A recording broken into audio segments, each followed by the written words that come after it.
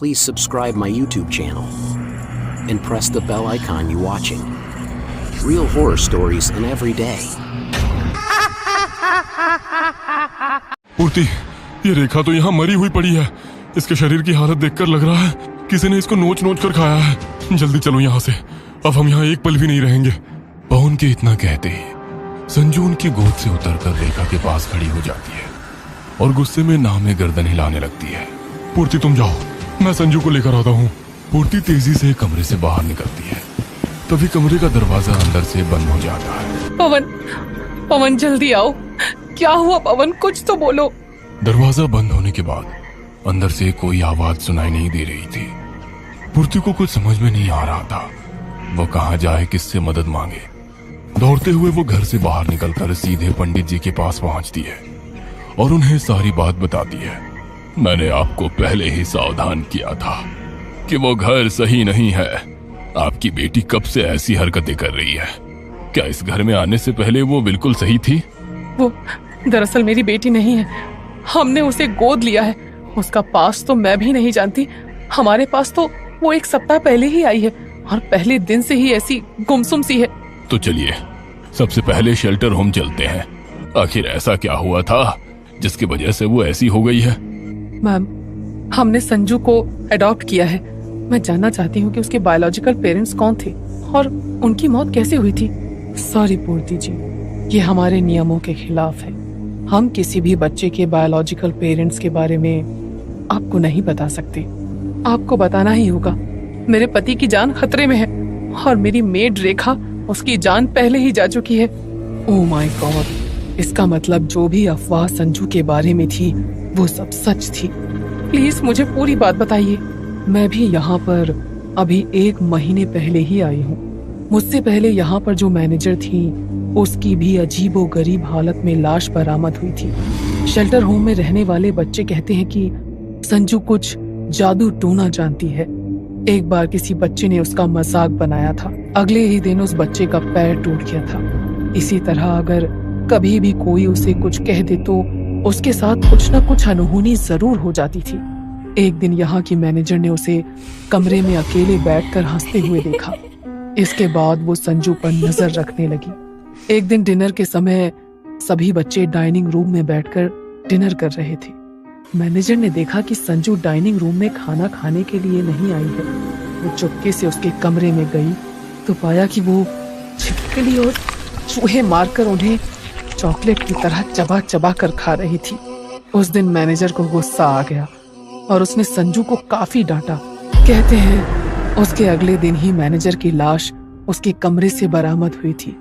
उस दिन के बाद से यहाँ तरह तरह की बातें होने लगी। कोई कहता है कि संजू जादू टोना करती है तो कोई कहता है कि उस पर शैतान का साया है। पुराने मैनेजर की मौत के बाद यहाँ मेरी नियुक्ति हुई और मैंने संजू के अजीब बर्ताव के कारण उसे एक मनोवैज्ञानिक के पास भेजना शुरू किया। डॉक्टर भार्गव ने ही मुझे बताया कि संजू का अजीब व्यवहार एक शॉक रिस्पॉन्स बिहेवियर के कारण है।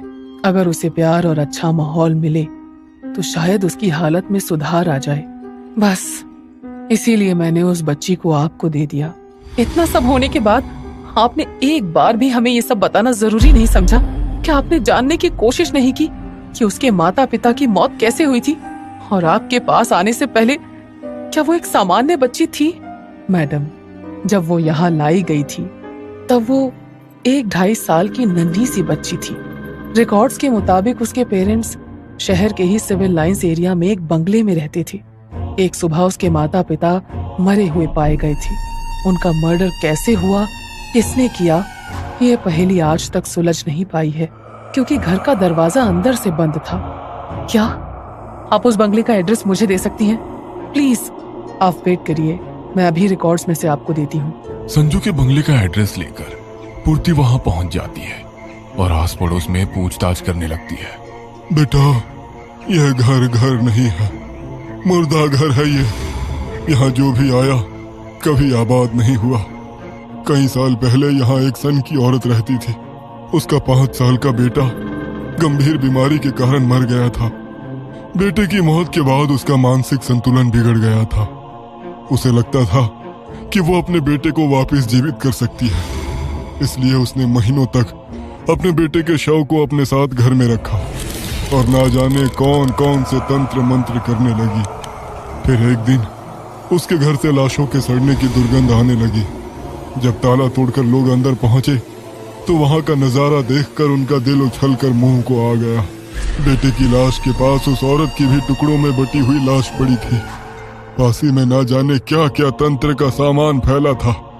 घर के अंदर कोई भी चोरी या लूट का निशान नहीं था। घर का दरवाजा भी अंदर से बंद था। इसलिए हर कोई यही कह रहा था कि जरूर उसको किसी दुष्ट आत्मा ने मारा है। पुलिस ने भी इस केस को सुलझाने की कोशिश की, लेकिन कोई हल नहीं निकला। सालों तक ये घर यूं ही खाली पड़ा रहा।